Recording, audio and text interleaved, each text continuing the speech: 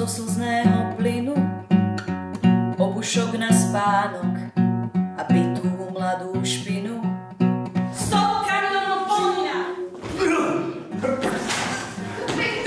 Prečo si ma nazvala bielým opusteným supremacistom, ty chudera, ha? Som rada, že sa môžeme porozprávať aj osobne.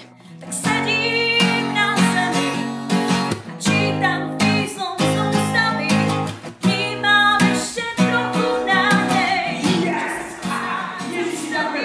Tak sedím na zemi za slobodné moci. Vy spôsobujete globálne oteplovanie. Kým mám ešte trochu nádej, Neľutujem to. že sa to snáď zastaví. My všetci sme tí, na ktorých sme čakali.